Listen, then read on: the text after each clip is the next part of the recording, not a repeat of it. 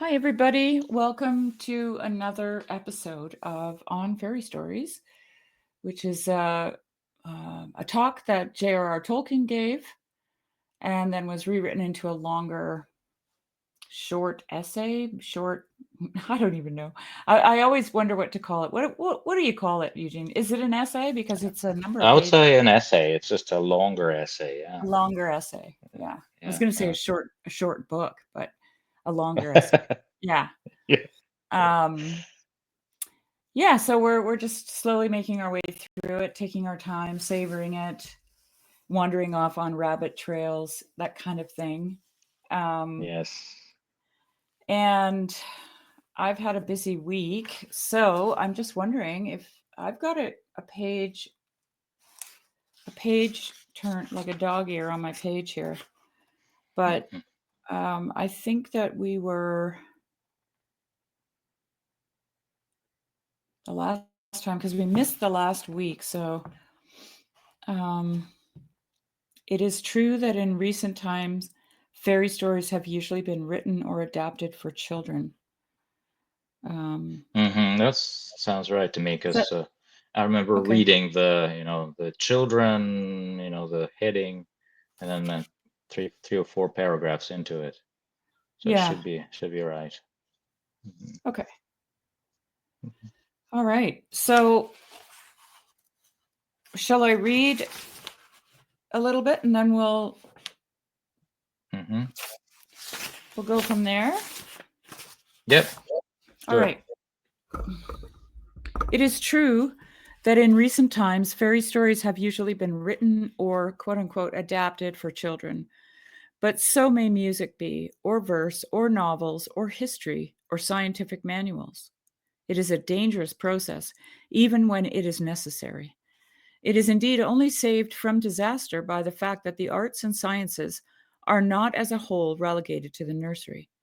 The nursery and schoolroom are merely given such tastes and glimpses of the adult thing as seem fit for them in adult opinion. And then in brackets, he has often much mistaken. Any one of these things would, if left altogether in the nursery, become gravely impaired.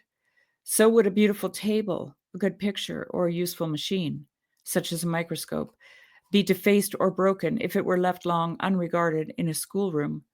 Fairy stories banished in this way, cut off from a full adult art, would in the end be ruined. Indeed, in so far as they have been so banished, they have been ruined. I think we read this actually. It's ringing I in my remember. ear. Hmm. But we'll just continue. Yeah, that's okay. Um, Yeah, the value of fairy stories is thus not, in my opinion, to be found by considering children in particular. Collections of fairy stories are, in fact, by nature attics and lumber rooms. Yes, we did read this. Only by temporary and Mhm. local custom playrooms. Their contents are disordered and often battered, a jumble of different dates, purposes, and tastes, but among them may occasionally be found a thing of permanent virtue, an old work of art, not too much damaged, that only stupidity would ever have stuffed away. I think I'm going to go down a little further. He talks about Yep. Andrew Yep. Lang's fairy books not lumber rooms. Mhm. Um, so let's start here. I suspect that belief and appetite for marvels. How about that? Sounds right. Yeah. I suspect that belief and appetite for marvels are here regarded as identical or as closely related. They are radically different, though the appetite for marvels is not at once or at first differentiated by a growing human mind from its general appetite. It seems fairly clear that Lang was using belief in its ordinary sense, belief that a thing exists or can happen in the real primary world. If so, then I fear that Lang's words, stripped of sentiment, can only imply that the teller of marvelous tales to children must or may, or at any rate, does trade on their credulity, on the lack of experience, which makes it less easy for children to distinguish fact from fiction in particular cases, though the distinction itself is fundamental to the sane human mind and to fairy stories. Children are capable, of course, of literary belief when the storymaker's art is good enough to produce it. That state of mind has been called, quote, willing suspension of disbelief, unquote.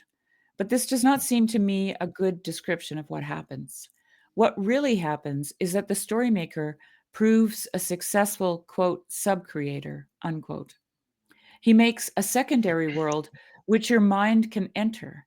Inside it, what he relates is, quote unquote, true. It accords with the laws of that world. You therefore believe it while you are, as it were, inside. The moment disbelief arises, the spell is broken, the magic, or rather art, has failed. You are then out in the primary world again, looking at the little abortive secondary world from outside. If you are obliged by kindliness or circumstance to stay, then disbelief must be suspended, and in brackets, or stifled. Otherwise, listening and looking would become intolerable. But this suspension of disbelief is a substitute for the genuine thing, a subterfuge we use when condescending to games or make believe, or when trying, in brackets, more or less willingly, to find what a virtue we can in the work of an art that has for us failed. A real enthusiast for cricket is in the enchanted state, secondary belief. I, when I watch a match, am on the lower level. I can achieve more or less willingly suspension of disbelief when I am held there and supported by some other motive that will keep away boredom, for instance. A wild heraldic preference for dark blue rather than light.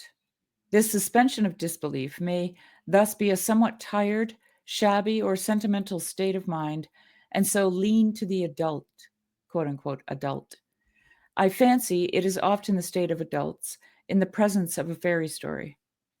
They are held there and supported by sentiment, memories of childhood, or notions of what childhood ought to be like.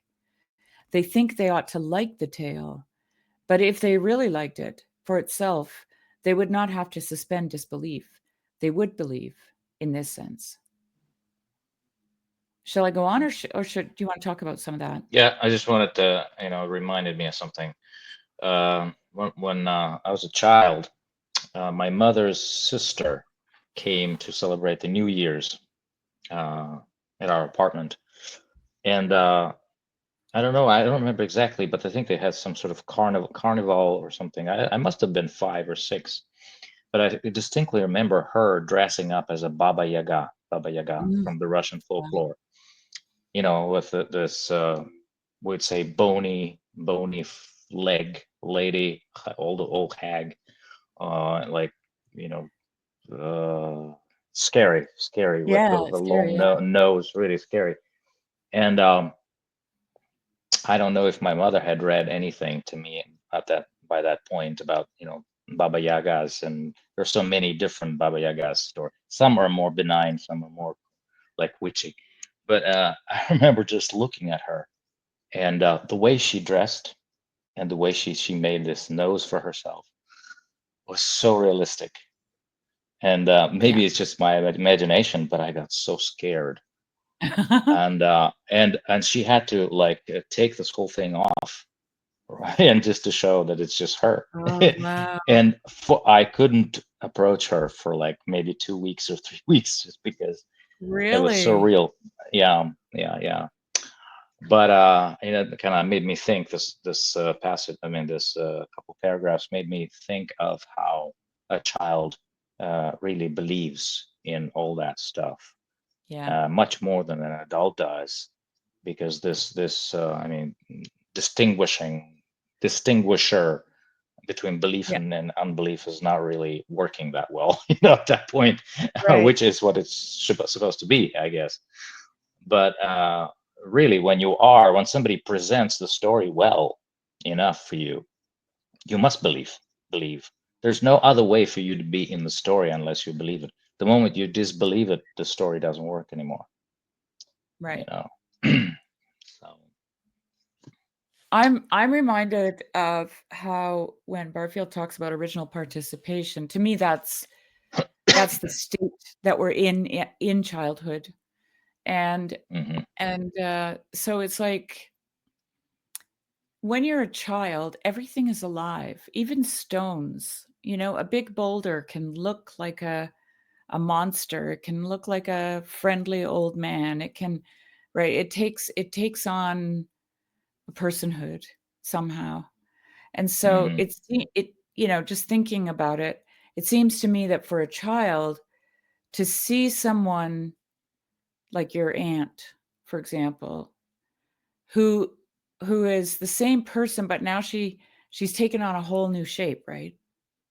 Mm-hmm. Um, because I mean, it stood out to me that you mentioned her shapes, like her bony legs, her big nose, right? So these are shapes, and and and because as children we distinguish shapes as persons, that makes them real, right? So the tree, like George MacDonald has this birch tree and this ash tree in Fantastes, right? Mm-hmm. That the ash tree and the birch tree has long hair because birch trees are like that, they have these flowy branches or whatever. Mm-hmm. And and those are the way children see those trees. That's the way Yep. children see them. They see them as either masculine or feminine, as friendly or unfriendly due to their shape. And so if Mm-hmm. your aunt shows up in another shape, that is absolutely real to you. Mm-hmm. Just as Mm-hmm. real as the birch tree would be a woman, right? Yep. Yep. Yep. Well, in the Russian folklore, birch trees are always feminine. It's bereza. It Ah, ends with an a. It's feminine, and it's also like interesting. white. And so, in all the folklore and poetry, the associations are always feminine. So, Wow. Yeah, that's interesting. I think they are in um, because we're doing the Helliand, I've been kind of going down the rabbit trail of Saxon language and Old mm, Norse and runes and all that kind of thing. Runes are really interesting because they're associated to trees. It's a tree alphabet. wow. And that's how I figured out what George MacDonald was doing with the ash and the Mm, birch, because I'm like, "What the heck?" I just happened to stumble on a video about runes, and he was covering the rune f that is and the runes were carved onto the wood that they represented. So, they'd have a s oh. he had he'd have a stick with a rune of the birch, for example, it would be a birch stick, Mm-hmm. and, and then the spirit of the birch tree was in the rune, was in the stick, was like everything was all together, right? Mm-hmm. Mm-hmm. Was in the language, was, because the rune is an alphabet, right? Mm-hmm. I don't know. Did Barfield ever talk about runes like that? That is like one heck of a thing. Yeah, I've never really But delved into runes, but it's interesting. Yeah. it is, yeah, Uh, yeah. And what I was going to say with all that is that the birch is also feminine in Celtic runes. Mm. Hmm. So in Yeah. English, when you say birch or oak, do you immediately imagine some gender? No, No, not because at you all. can't really avoid it in Russian. You because dub, the oak, it ends with a consonant, which means it's Masculine. masculine. Oak Okay. is always masculine. Yeah, it's Interesting. interesting. Yeah, that's one thing I find having lived in Switzerland and learned, Swiss German, I had to learn feminine and masculine articles, and they just don't Hmm. exist in English. They just don't Yeah. exist. Hmm. So, in German, the article makes the word feminine or masculine, right? And, Hmm. Hmm. I still haven't got that down. Like, Hmm. because actually Swiss German doesn't make a distinction. Like, they run their articles into the noun. So, like, they'd say, the city in Hmm. German, I think it's die Stadt or der Stadt. Yep. I see, I don't even know. In Swiss, it's D apostrophe Stadt.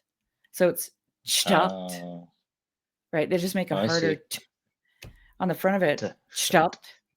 And if it's feminine, Uh-huh. or I mean, if it's, 3rd person, Um, sometimes it's just an S, like, I can't think of an example.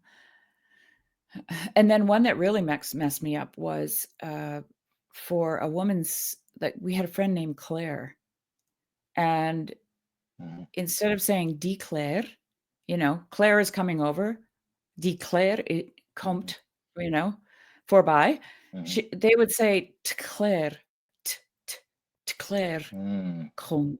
Interesting. So Okay. so I didn't have to learn any articles in Swiss Okay. German. Um, Yeah, yeah, I just that's had to learn interesting. these weird sounds that preceded stuff. Yeah, yeah. Wow. Yeah, but in English, Mhm. what was funny for me when I was learning English is that like we were taught that all inanimate objects are it, but then I would read like people calling a ship a she. She. It's a she. Mhm. It's a she. And then the Yeah, sun that's is a interesting. he, right? Is Mhm. that a he? Yeah, yeah, He? yeah. Yes. Because Yeah, that it's must a neutral in gender in Russian. So that was still it's still I mean because the idea of a ship is a she in English, right? But yeah, in Russian it will probably be well it is neutral, but it leans toward more masculine for some reason. The interesting. ship. So I had to reimagine. I mean, in my mind, still the ship is masculine, but then here, when people talk about she or her relating to to a ship, it's like Yeah, I have to really change my thinking about a ship. Like totally. because people actually see a ship as something totally different than I do. Yeah. Yeah. Yeah, well, in English, you would say, "I saw a ship on the ocean," or "I saw the ship in the harbor." And then Hmm. in that case, you'd have no clue if it was feminine or masculine, it's just neutral, right? But Hmm. when they speak of the ship in particular, it's always feminine, and, yeah, language is just so Okay, so that's interesting. the particular that makes it into a gender specific. Okay, Yeah, like, if you're, like, particularity. if you're, the pirate with the steering wheel, you're like, lean her to the left," or whatever, Um, Okay. then it's a she for some reason, probably because it doesn't really turn very quickly like women. I see. Interesting. Uh, Has a I little thought it mind of had more itself. to do with just beauty of the whole thing, That my sense. that too. It's a bit of a mystery. It's I don't know. Yeah. It could also come from the Old Norse or Anglo-Saxon Germanic Hmm. languages, right? I don't know what it is. Yeah. Schiff is in German. Die Schiff? It Oh, might be feminine actually in German. I don't know. yeah. I don't remember now. Yeah. Been a while. I'm like I said, I'm pathetic when it comes to German articles. Like I'm just really bad. Uh-huh. Mm. Yeah. So back to this, just here we just went down a little etymological rabbit trail, which both of us love, I think. But Hmm. um, yeah, so that he's talking about that, eh? Like the adult has to suspend disbelief, but the child never does. Doesn't seem. Yeah. Yeah. The child just simply, and I think it's because they see everything as a person anyways, right? That's why children are afraid of monsters under their Hmm. beds, you know? Hmm. Yep. Yep. All right, shall I read on, or is there anything else that you wanted to talk about there? No, we can read on. Okay. Now, if Lang had meant anything like this, there might have been some truth in his words. It may be argued that it is easier to work the spell with children. Perhaps it is, though I'm not sure of this. The appearance that it is The appearance that it is so is often, I think, an adult illusion produced by the children's humility, their lack of critical experience and vocabulary, and their veracity proper to their rapid growth. They like or try to like what is given to them. If they do not like it, they cannot well express their dislike or give reasons for it, and so may conceal it. and they like a great mass of different things indiscriminately, without troubling to analyze the planes on their belief of their belief. In any case, I doubt if this potion, the enchantment of the effective fairy story, is really one of the kind that becomes blunted by use, less potent after repeated drafts. Is it true? Is the great question children ask. Lang said they do. Lang said, they do ask that question, I know, and it is not one to be rashly or idly answered. And he has a footnote. Far more often they've asked me, was he good? Was he wicked? That is, they were more concerned to get the right side and the wrong side clear, for that is a question equally important in history and in fairy. Hmm. And it's often very ambiguous in fairy, whether someone is good or bad. Mhm. Um, but that question is I'm sorry. hardly evidence. Can you can you Sorry, hear me? Because my I had a call coming in, and usually I it hear cuts you. off my. Okay, so good. I hear you good. Yeah. Mhm. But that question is hardly evidence of unblunted belief or even the desire for it. Most often, it proceeds from the child's desire to know which kind of literature he is faced with. Children's knowledge of the world is often so small that they cannot judge offhand and without help between the fantastic, the strange, that is, rare or remote facts, the nonsensical, and the merely grown up, that is, ordinary things of their parents' world, much of which still remains unexplored. But they recognize the different classes and may like all of them at times. Of course, the borders between them are often fluctuating or confused, but that is not only true for children. We all know the differences in kind, but we are not always sure how to place anything that we hear. A child may well believe a report that there are ogres in the next county. Many grown up persons find it easy to believe, sorry, yeah, many grown up persons find it easy to believe of another country. And as for another planet, very few adults seem able to imagine it as peopled, if at all, by anything but monsters of iniquity. Now, I was one of the children whom Andrew Lang was addressing. I was born at about the same time as the Green Fairy Book. The children for whom he seemed to think the fairy stories were the equivalent of the adult novel, and of whom he said that, quote, their taste remains like the taste of their naked ancestors thousands of years ago, and they seem to like fairy tales better than history, poetry, geography, or arithmetic, unquote. But do we really know much about these quote unquote naked ancestors, except that they were certainly not naked? Our fairy stories, however old, no, sorry, our fairy stories, however old certain elements in them may be, are certainly not the same as theirs. Yet, if it is assumed that we have fairy stories because they did, then probably we have history, geography, poetry, and arithmetic because they liked these things too, as far as they could get them, and insofar as they had yet separated the many branches of their general interest in everything. I like this paragraph Mhm. because Mhm. he's to me he's it's a condescending attitude to say that our naked ancestors just like children's fairy stories, you know? Yeah. Whereas Tolkien is dignifying it by saying, well, if they like those, then they probably like arithmetic, poetry, and yeah, history, right? Mhm. Yeah. Dignifying it. Yeah. Yeah. Yeah. I read somewhere. Could have been Pavel Florensky. That's this priest in the third died in the Yeah, 30s in the Gulag. He actually wrote once a critique of the position that basically says that our ancestors, especially in the Middle Ages, that they were somehow not as developed as we are, or kind of right. more stupid, or like sometimes people analyze medieval art and they say, well, look at this strange reversed perspective, which Yeah, I think we talked about that, yeah, we did. where the lines do not converge into the distance, but on just the other way around, the Right. reverse. Actually, they come together inside your head. Yeah, yeah.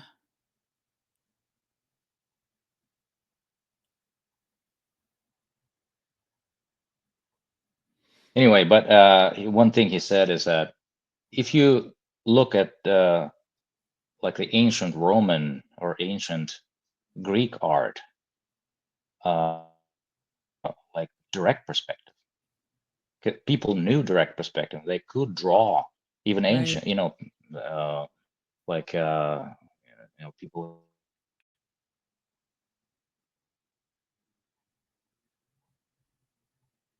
how to draw well, how to paint well. I mean, meaning the direct perspective. They knew what it is, and yet something happened with people's conscious, with our consciousness in Middle Ages, that people started representing the world differently.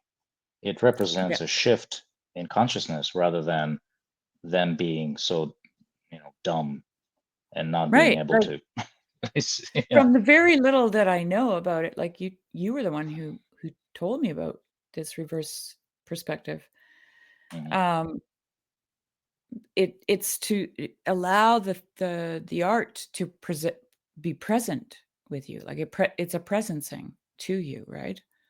mhm, And so it's to me it seems like it would be more of a sacramental worldview, where it's not just an object apart from you, but it's actually present mhm, with you.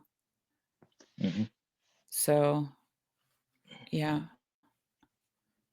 I'm Yeah. actually reading Florensky right now, Eugene. Oh, really? Which one? Yeah, I'm reading The Pillar and Ground of the Truth. Oh, yeah. Uh-huh. Yeah. Yeah, It's been a while. have you got I'm Mhm. yeah, like it's blowing it's so good. Um, I'm definitely gonna be reading it more than once though. Um, but have you got any other suggestions? I'm just gonna write them down here. Good question. I'll have to brush it up because I Okay, read pieces of him. Actually, I listened to a couple of his um, books. extracts from his books, yes, in audio, Okay, because some of them are available on Orthodox sites, websites. But I'll have yeah, to I'll have to see. Yeah, I'll have to, and I'll write you what I find, okay, the actual names. Yeah. yeah. So, He but that one writes is good. oh, well, Michael Martin told me about it, like, when we were doing meditations on the tarot, and Hmm. I bought it, but it just sat on my shelf forever, and so I'm trying to read all these books that I bought that I haven't read yet, and I started with that one for some reason, and, Hmm. it's it's just gorgeous. He writes really meditatively, poetically, like, in prose. In the opening of every chapter, it's written to a my meek and gentle friend. Hmm. The chapter I'm reading right now, I'm reading chapter 4. It almost feels to me like he's writing it for his guardian angel, because Wow. he talks about my guardian with a capital G. Hmm. And, one of the thoughts that came into my mind was how Bulgakov talks about the guardian angel as your future self. Oh.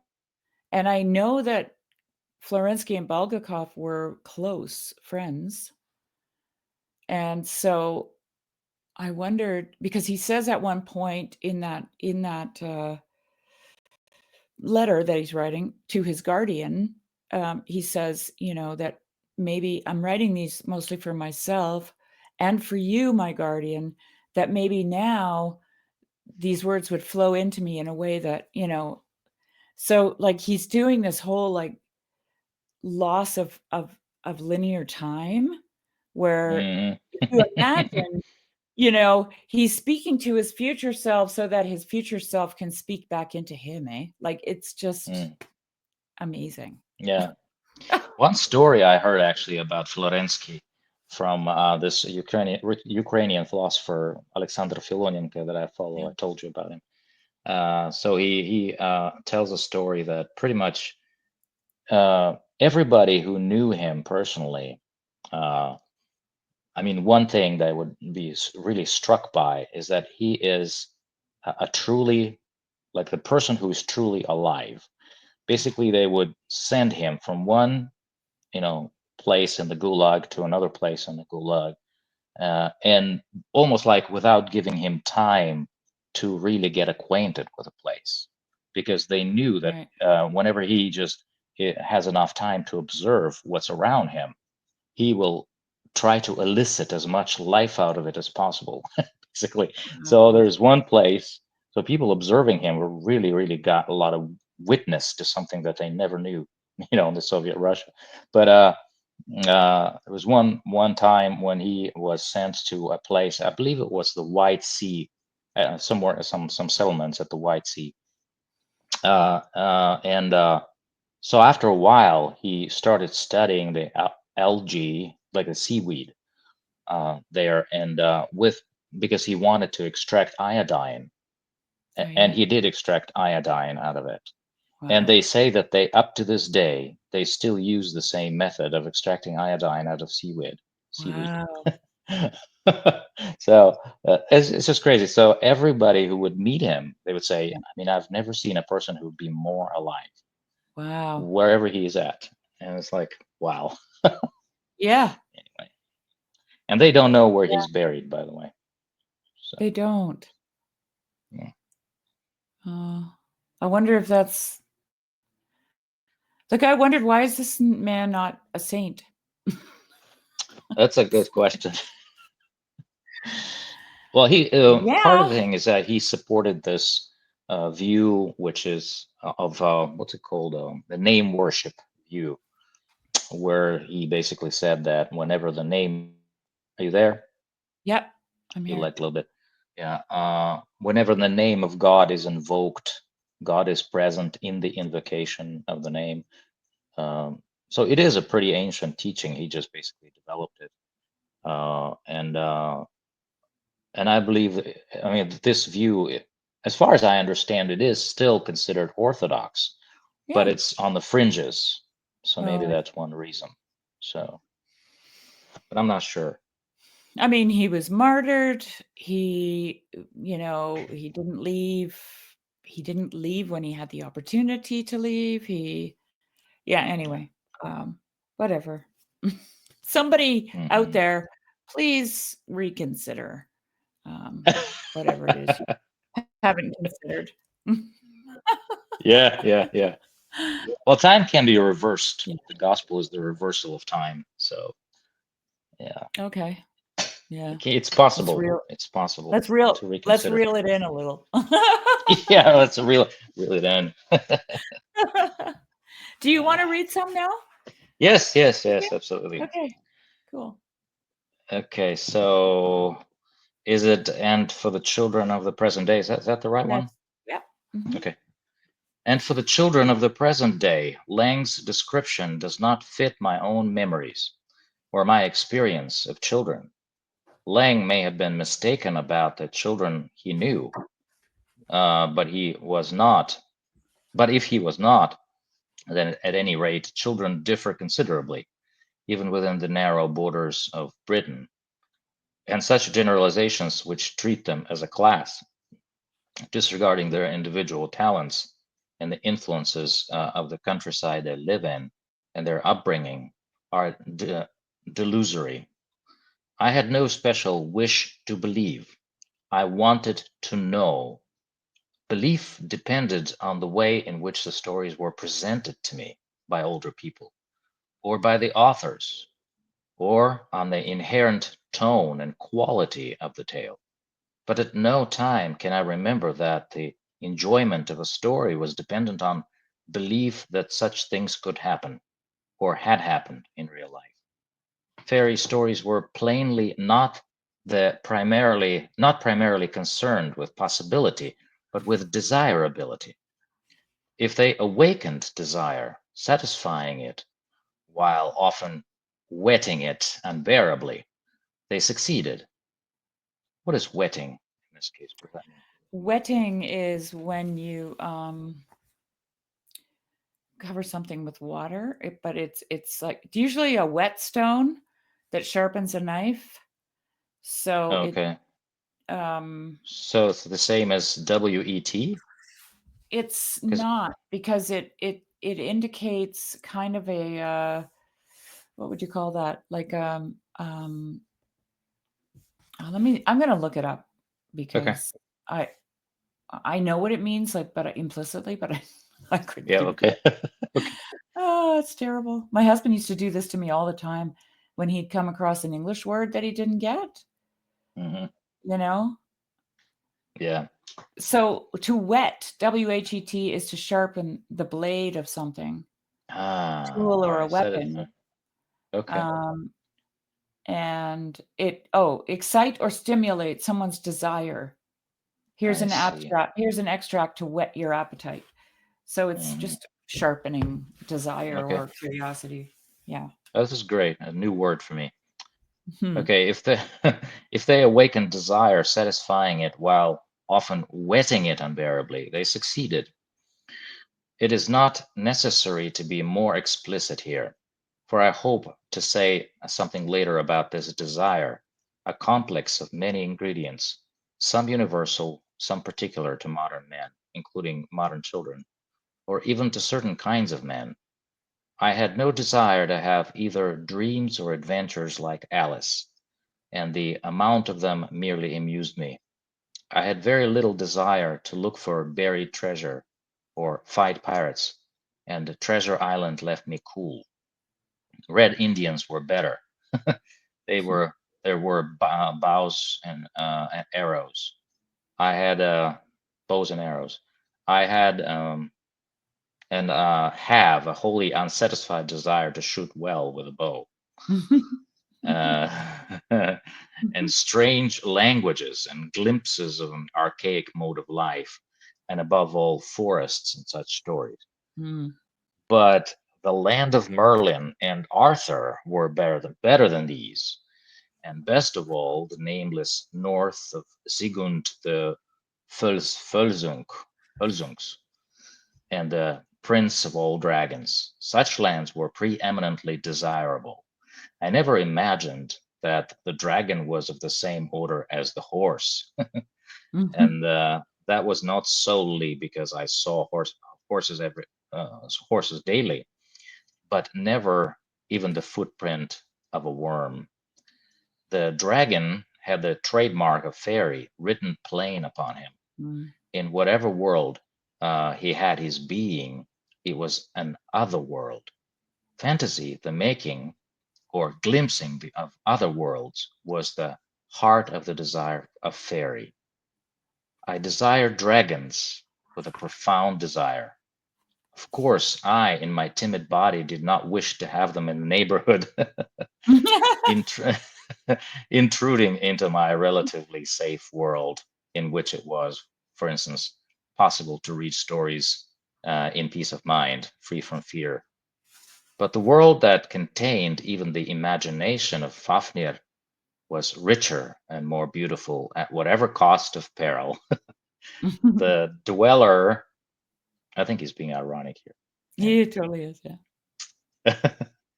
The dweller in the quiet and fertile plains may hear of the tormented hills and the unharvested sea and long for them in his heart. For the heart is hard, though the body be soft. All the same, important as I now perceive the fairy story element in early reading to have been, speaking for myself as a child, I can only say that a liking for fairy stories was not a dominant characteristic of early taste. A real taste for them awoke after nursery days. Mhm. Well, that is true. And Mhm. after the years, few but long seeming between learning to read and going to school. I'll have to read the sentence again. A real taste for them awoke after nursery days, and after the years, few but long seeming, okay, between learning to read and going to school. Yes. In that, I nearly wrote happy or golden. It was really a sad and troublous time. uh, I liked many other things as well, or better, such as history, astronomy, botany, grammar, and etymology. I agreed with Lang's generalized children, not at all in print.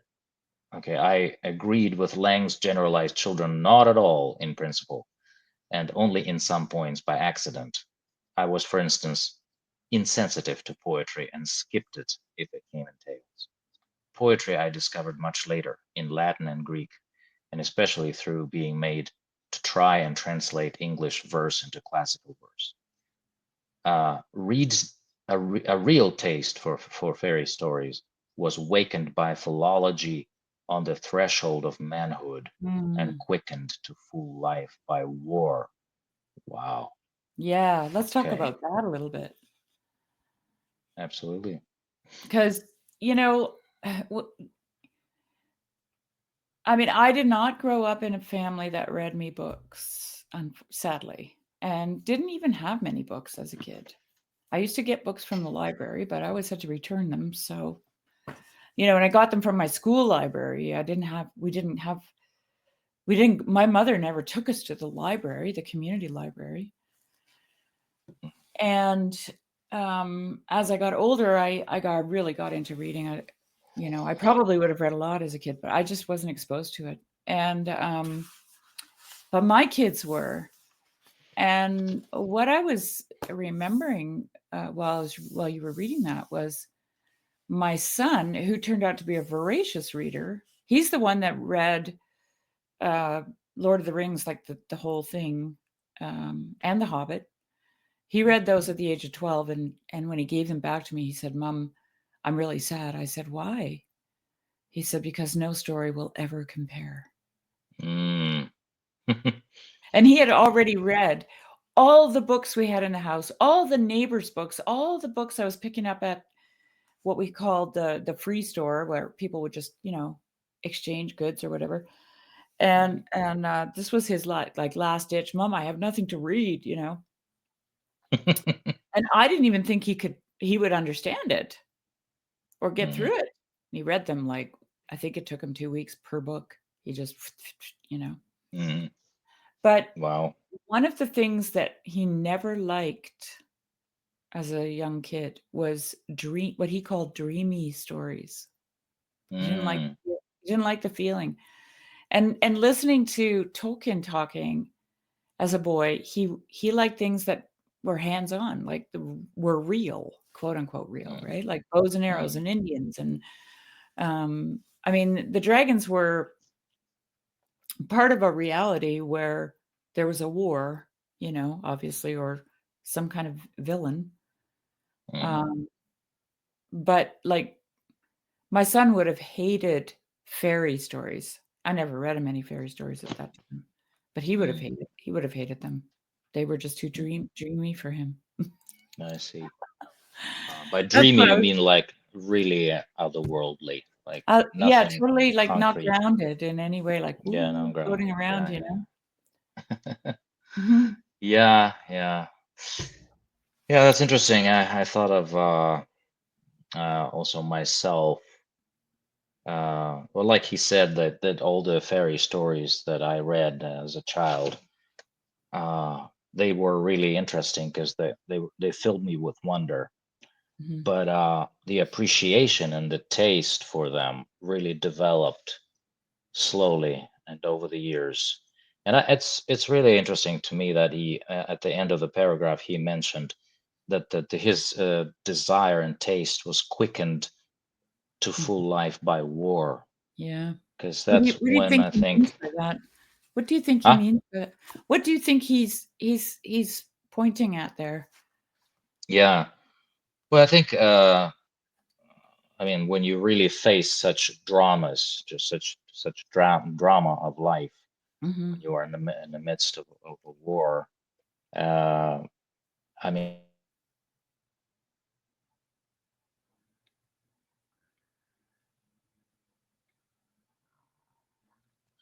Alexander Filoyenko, and he is in Ukraine now, and he uh, basically every time he shares, you can feel that almost like there's like a story brewing behind everything that happens, Yeah, and but do you think that that is yeah, like how Jonathan Pageau says symbolism happens?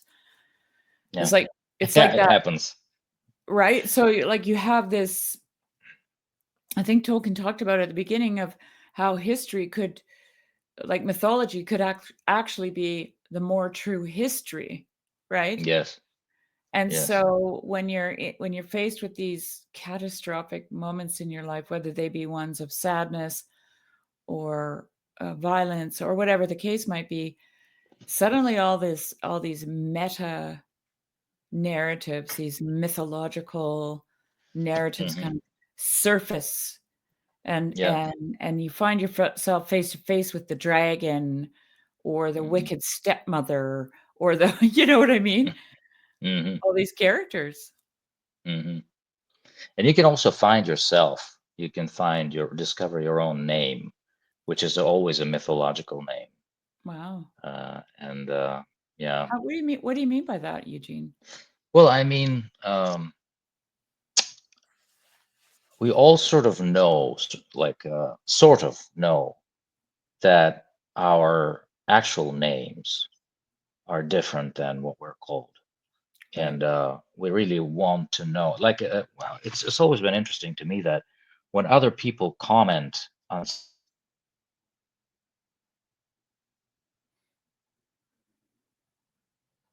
are you there?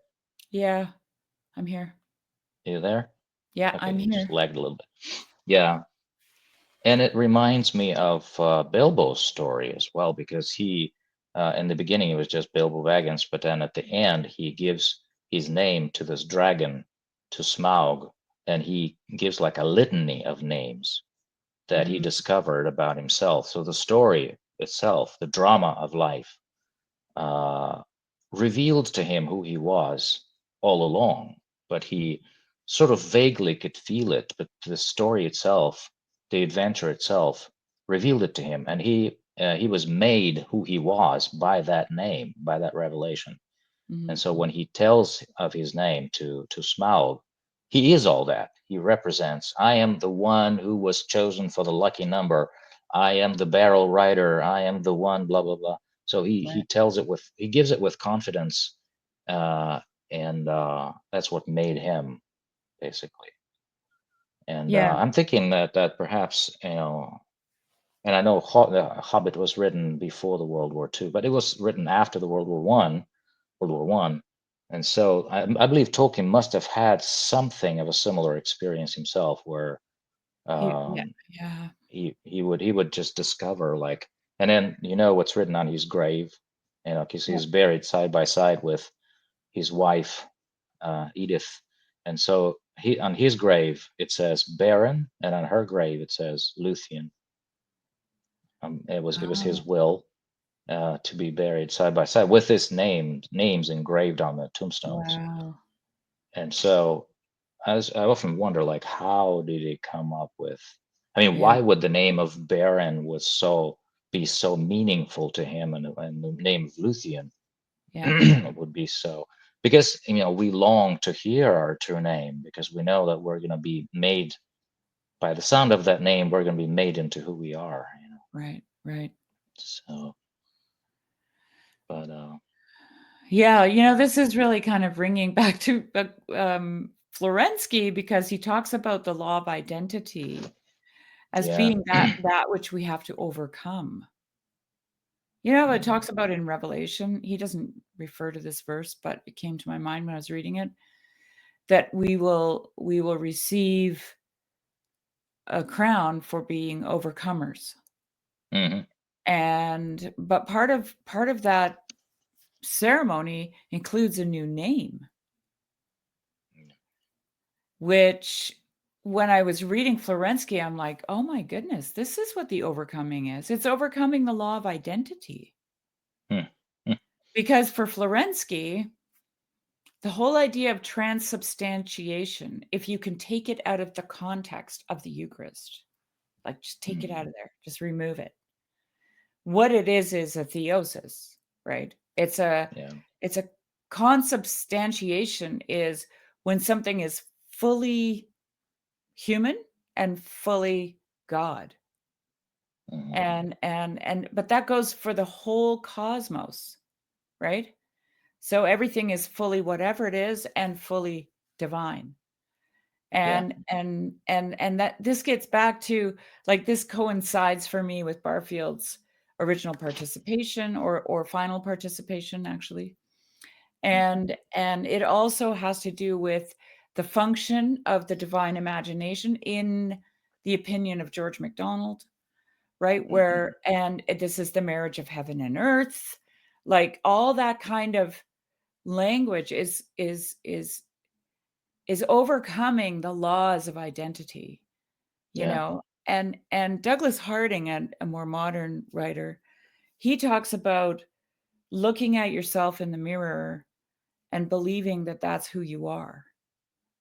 Mhm. And he says, when really all you are is a thin piece of glass that can't be penetrated, right? That's what he says, what you're looking at is dying. What you Mhm. are is not, right? Mhm. So he too, in his own way, talks about this overcoming of this law of identity. Um, that's just all just rambling and jangling around in my head at the moment. Sorry Yeah, about that's that.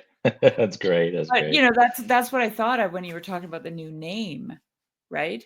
Mhm. Or finding your name like Bilbo does. And Mhm. obviously that for Tolkien was super important because he changed his own name on his gravestone, Yes. you It's know? identity, overcoming identity. That's He what it totally is. over Exactly. he totally did that. Mhm. Yeah. And I bet you he never read Florensky. Mhm. Florensky Yeah. probably, I mean, unless he read Russian, maybe he did. He probably did. He was a pretty Yeah. Yeah. gifted. Yeah. Do you But it's know? interesting. Yeah, I have no idea. I don't think I've ever read anything mentioning him that he knew Russian. Okay. But yeah, I was going to say something. Law of Lost my identity, overcoming law of identity. hmm Oh yeah, I remember reading how Tolkien got his first idea of creating Elvish languages, the Elvish languages, which are Mm, more than one. But he said he was reading a volume of uh, basically Finnish grammar. I forgot what it's called, Finnish grammar. mhm, And he said that the sound of the words was just so different, and he mm, said it felt intoxicating. The sound of the words felt intoxicating, and then he also said that basically that was that gave me the impetus to understand what kind of, I mean, a word or a language that feels that way must have some mythology associated with it, mm. and that's what gave him the impetus to write that. But it also, I mean, the whole idea of sound Yeah, is really interesting to me because oftentimes, like here, he says that his taste for poetry came much later, and that's the yeah, same for me. yeah, me too. Uh, I mean, as a child, I didn't care much about poetry, but then in my youth, I started reading some Russian poets, and what strikes you about poetry is exactly the sound of words. It's just the shape, like shape, the Mhm. shape and the rhythm and how words talk to each other, Yeah. and their shape. And I mean, you must have some life experience to start appreciating that, or start hear that music in the poetry. Mhm. And there's something else I was going to say. It'll come back. I forgot. Well, it's funny because my grandmother was Finn. She spoke Finn, and she spoke it as her mother as the mother tongue with my dad and my uncle, the two oldest. She had 4 boys, but my grandfather forbid her after they got to a certain age because she spoke to them in Finn, and he didn't like it because he couldn't understand her. Mm, And they, and they replied. So but my dad doesn't remember speaking Finn. mm.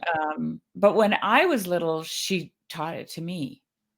Oh. And I remember a few things, but I don't remember much. And she taught me to read out of this huge, like it felt like it to me anyway. I was just little, but it had wooden. It was how the old books were actually bound by wooden.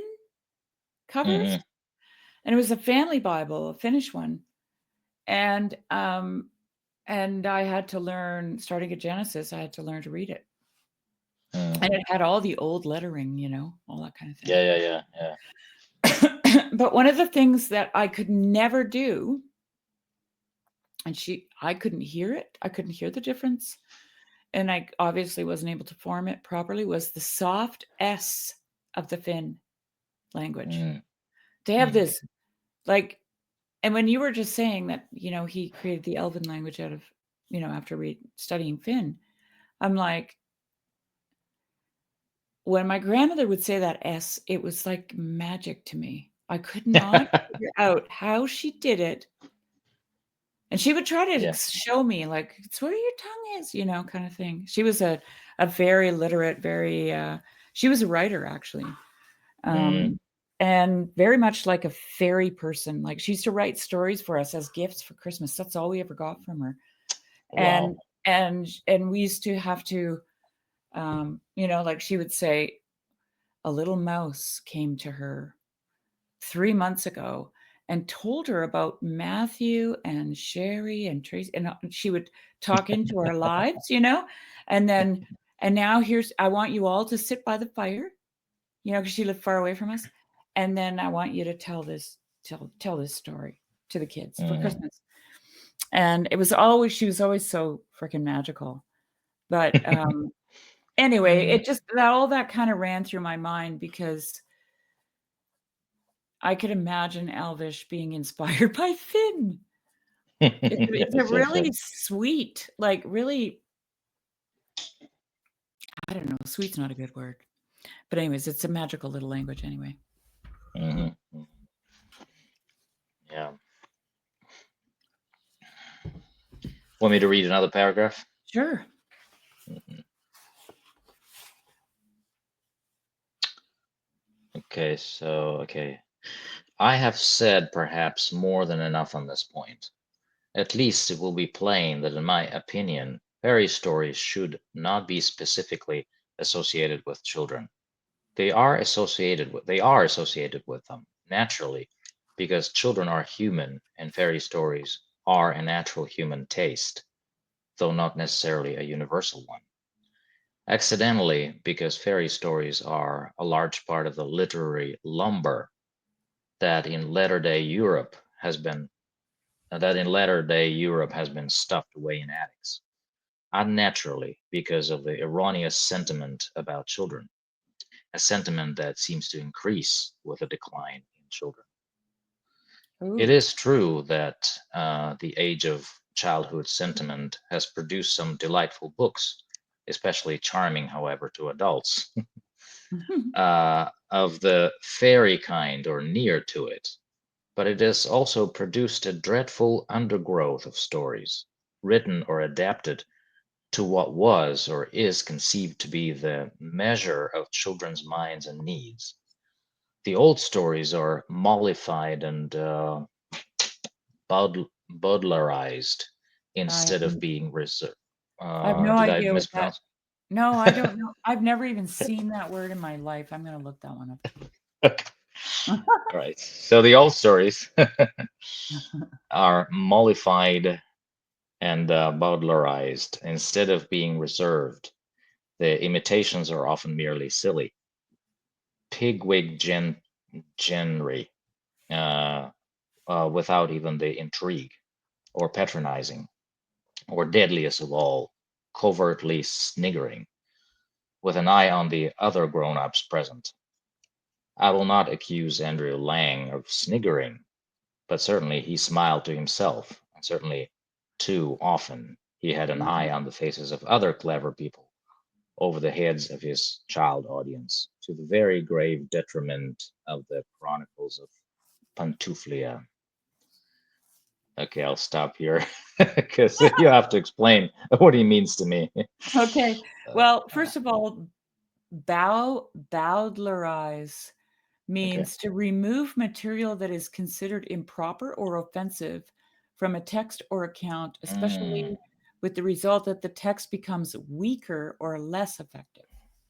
Okay. So there's his critique on children's, literature again. Yeah. And okay, let's see. Pigwiggery.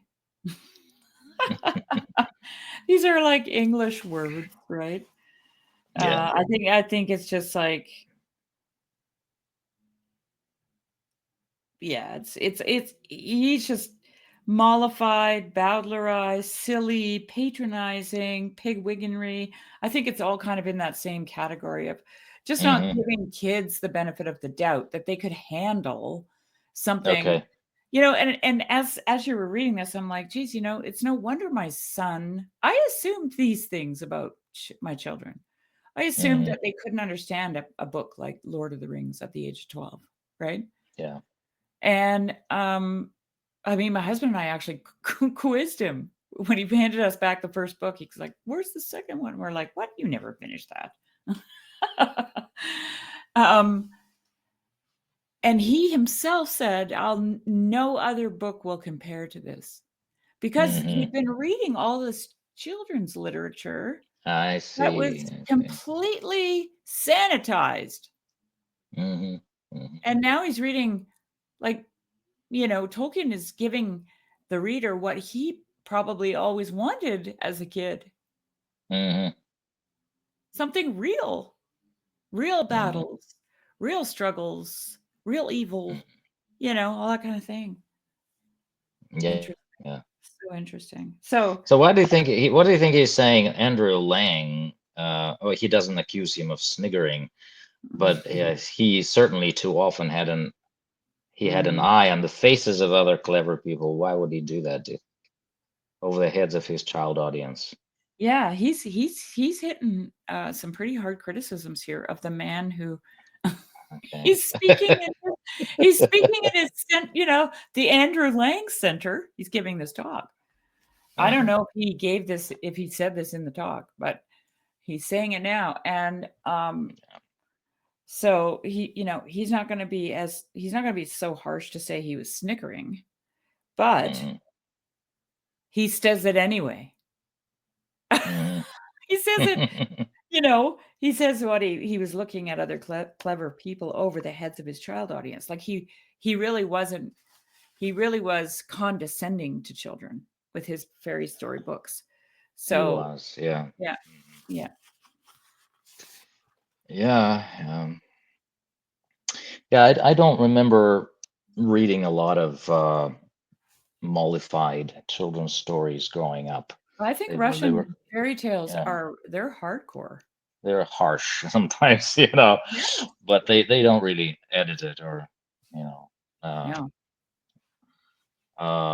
review them. They just throw it up, throw the whole thing on you. Uh, yeah, but yeah, I guess my first encounter with a mollified story, children's story, was through Disney here. Mm, Yeah, I would yeah. say that, yeah, maybe the Russian version of The Wizard of Oz was a little that way, but I liked it still, you know. Mhm. So, but that's Yeah, interesting. yeah. It is perhaps have you ever heard of Jonathan Haidt's book, The Coddling of the American Mind? Mm-mm, Oh, it's a social critique on, mm, how kids are just, they have safe spaces in the universities, and they have, nobody wants to get their feelings hurt and all this kind of thing, right? Are you there? You're frozen. Can you hear me? Eugene? hello. Okay, there you go. Okay, I'm back. I heard you. Um, Yeah. okay, Yeah. I'm kind of thinking about that in the back of my mind, like the reason that they sanitize these fairy tales for kids, and perhaps only in the Anglosphere, right? Coming from Mm-hmm, the empire, right? England. mm-hmm. Um, because I think Grimm's fairy tales in German are hardcore. Like Oh yeah, they are. they're just Hmm. wicked. But Yeah. in the Anglosphere, it was like, oh, let's not make it so scary and all this kind of thing. Hmm. Um, I wonder if that was the beginning. of the Mhm, coddling of the modern, Anglosphere mind, uh, mhm, because all of these phenomenons like cancel culture and safe spaces and, all the rest of it, it's mhm. mostly happening in the Anglosphere. Yeah, that's interesting. Yeah, Yeah. Something to think about anyway. yeah. Yeah. Well, Well, so we're an hour in now, Eugene. Do you wanna yeah, save it? yeah. We'll save the best for last. Yes, I know the best is coming because yeah. Okay, cool. So, Nate wasn't able to join us, but hopefully he can join us next time. Um, yeah, that's great. so we are, I'm just gonna read the first sentence so I remember where we were. Hmm. Um, Descent. I guess that's a Hmm. person, right? Descent Yeah. replied with vigor and justice to the prudish critics of his translations from Norse popular tales. Hmm. That's where we're Yeah, I'll at. remember that one. I'll remember that Okay, one. and I'm gonna dog ear Descent. my page. Yes, Descent. When I just looked at this word, for some reason I thought of Dasein by Me Heidegger. too. So I'll Me too. remember that one. Yeah, and we should Yeah. be on schedule next week too. I don't have anything going on. Last All week, right. All right. my daughter and her husband left, and they're on a road trip to Nova Scotia. They're still on their road trip. Mm, They're in Ontario. great. Great. Like, they just made it to Ontario. They've got a 1.5-year-old, right, traveling with them. Oh, So they yeah. gotta So stop a lot. they're driving, right? Yeah, Are they're they driving. driving? Okay. Yeah, Oh, wow. coast to coast in Canada. Coast to coast. This is Yeah, great. Yeah, yeah. we're gonna go on a trip to Lake Tahoe actually in a couple weeks. Oh, So I'm looking nice. forward to that. Yes. Yeah. We've seen the eastern part of the country, but not the western part of the country. Cool. So we're looking forward to, you know, Exploring. the trip Yeah, journey. yeah. Yeah. So He'll be there and back again, Eugene. yeah, there and back again. Hopefully, but it's going to be an adventure. Yeah, yeah, Absolutely. totally. So All right, well, thank you so much for joining me, Eugene. thank Really, you, thank you. It's really always love a you. pleasure. Always a Yeah, pleasure. and Yeah, we'll see you next week, and we'll see everybody else yeah, next week. Thank you very yeah. much. Yeah. Talk to you later. Bye bye. Bye-bye.